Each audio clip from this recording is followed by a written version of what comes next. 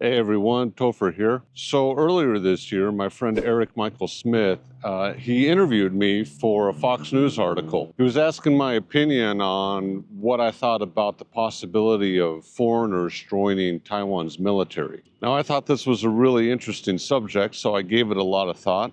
And I even asked my friend and fellow YouTuber Jay Chen, who lives up in Taipei, what his thoughts on the matter were and whether or not we could do some man-on-the-street interviews. I highly recommend Jay's channel, and he made a great video about it. I'll link that in the description, and I'll show some clips in this video. He does a lot of street interviews. Now, of course, throughout history, there's lots of examples of foreigners joining another country's army or navy. Many historical examples are not of their own free will. But there's also a lot of modern examples in modern militaries of entire units that are comprised of foreigners. Some of the most famous examples are like the French Foreign Legion. Both Russia and Ukraine, they have their own foreigner units. These are comprised of foreign volunteers. And even in the US, foreigners can join the military. You don't need to be a US citizen to join the US Army. A non-US citizen can join the US Army by being a resident first. So someone who has a residency permit in the US and meets the other criteria, they can join the military. It's actually one of the ways that people can fast-track their way to getting a citizenship. And when I was in the military, I served alongside a lot of these soldiers, people who weren't citizens of the US, but were residents and joined the Army. And most of them were awesome. They were great. Although, to be fair, there was one example of a soldier, it was actually an officer, who was not great. His problem was that his English level was too low for him to be an effective member of the military, especially as an officer. But going back to Taiwan, Taiwan is facing some unique challenges that make meeting the recruitment numbers a difficult thing. It's a challenge. Of course, with the geopolitical situation with China and CCP's aggression, there's an increased need for many recruits for a strong army. And just like most of the developed nations, Taiwan has a demographics problem. There's not enough young people. So the population's declining at the same time of an increased need for recruits. So like I said, I went up to Taipei, I met up with Jay, and we did some street interviews. So let's check out some of these interviews and what just random people that we met in Taipei thought about this issue. One solution that is an idea is to allow foreigners to join Taiwan's Army and Navy. What do you think about that? 外籍佣兵的问题不是取决于台湾自己的决定，就是其实是要外国，就是这些人愿意到台湾来打仗。就像台湾的有两个阿兵哥也就死，有外籍佣兵就在那个乌克兰的战争上面就牺牲掉了。所以说，如果台湾可以出这么好的价钱，那的薪水的话，那为什么就不在台湾自己内部找就好了，不用再去找外国的？因为毕竟外国的还是比较不可靠了。他们这样子忠诚度还是没有到特别的高吧。所以你在意忠诚度？对啊。那你支持吗？一半一半。我觉得这样很好，是因为他们国外可能美国嘛，美国他们有就是更丰富的一些知识啊，可以带给我们就是台湾年轻人啊，年轻时代更好的一个。就是从军的发展嘛，就他们可以提升他们一些观念啊、技能，我们要怎么保卫自己这样，保卫自己的国土这样。哇，台湾的只这么一点点小，人口也是这么稠密，如果你在佣兵的话，哇，个人是不支持的，因为什么？增加我们个人的小老百姓的负担啊，对吧？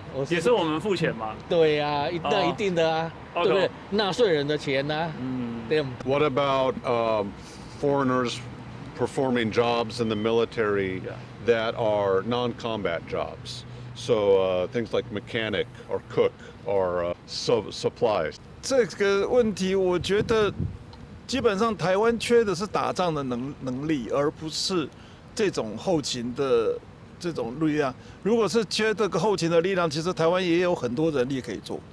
如果说，譬如说有一些比较中年一点的，或者是妇女，甚至妇女也可以一起来做这个事情。以前古代在打仗的时候，我们就数人家的那个锅，粮仓。对啊，粮仓有多少股，然后那个锅有多少锅在煮饭，就可以数出你这个军队有多少人。所以其实后勤还是有相关的一些机密在。后勤的话应该是不必要，我们最主要是要教这些年轻的战斗技巧比较重要啊，对不对？你后勤的话，我们自己就可以我们人也是蛮多的啊，对吧？ Do you have any opinion? Yeah. Well, the only other idea is the idea of a foreign legion. Some countries have a foreign legion, like Europe. Ukraine, France, Russia. They all have a foreign legion where they know that there's, especially Ukraine and Russia, Yeah.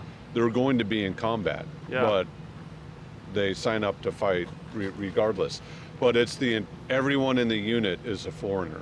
外籍兵团不是不可行啦，我觉得不是不可行，但是说在如何去让这些外籍兵团的那个能量能够发挥到最高，而且你要愿意找到这么多的人愿意来打仗，其实这才是最重要的关键的。现在不是单单只讨论说要不要开放给他们来，那问题是给他们来之后，我们要怎么去把这些人整编在这个我们的队伍里面？他们不是一个单独独立作战的部队，他们应该是要能够融入到整个台湾的安全防卫系统里面来。Now, for me personally, I think that it's a very feasible solution to allow foreigners to join Taiwan's Army and Navy and Air Force, especially in non-combat jobs and support jobs. You see, there's a lot of work that needs to be done that doesn't require holding a rifle or using any sort of weapon system. And there's a lot of people from other countries, especially like the Philippines is a great example, who would love to live in Taiwan, send that paycheck back to their families, and if they can establish a residency in Taiwan, that'd be awesome. I mean, Taiwan already has over 800,000 foreign workers, and these foreign workers are very crucial for agriculture, manufacturing, healthcare, nursing care. So I don't think it's that big of a stretch to allow them to, say, drive a truck for the military or be a cook or something along those lines. I view it as kind of a win-win where Taiwan gets more young people who are willing to invest in the country, as well as helping make those recruitment numbers for the military. One quick note about doing those street interviews, they're a lot harder than they look like. You see, when I'm making my videos, I stumble over my words all the time. It's really easy for me to edit out all the mistakes and every time I misspeak. It's a lot harder to do that when you're doing a street interview with someone else. You have to respect that person's time. I screw up a lot. I mean, I edit out probably about 80% of what I actually film. But getting back on topic, a major criticism against foreigners joining Taiwan's military was the issue of loyalty. And I think that's a very valid criticism. But on the flip side, if we look at all the examples of people who have been caught being spies for the CCP, a lot of them are retired Taiwanese officers. And honestly, this is a problem that Taiwan just doesn't have. I mean, the U.S. has this problem too. Just recently, there was a soldier who was caught spying for the CCP, a U.S. soldier. I can't remember exactly how much he was given. It's something low, though. It's like $40,000. What are you doing? I think he's spending 7 years in prison. It's just so stupid. I mean, it's not at all worth the risk of getting caught. Spend almost a decade in prison, you lose all the money that you were promised. Just stupid. And it is usually money is the incentive there. There's actually a acronym that's used in counterintelligence. It's MICE. All right, money, ideology, compromise.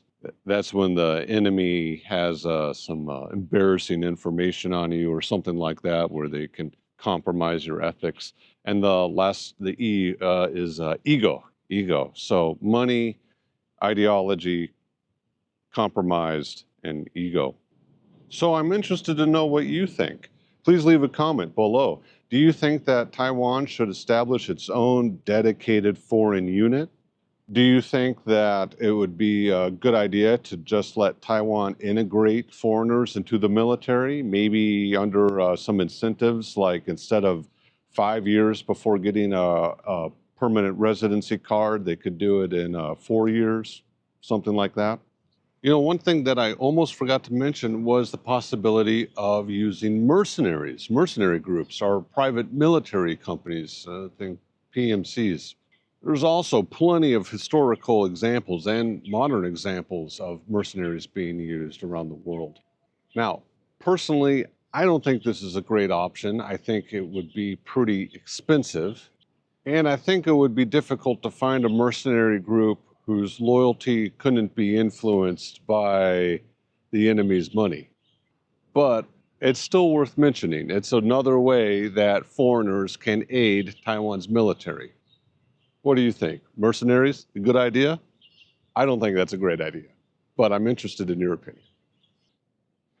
And I think that there's more that Taiwan can do to incentivize people to stay in the military.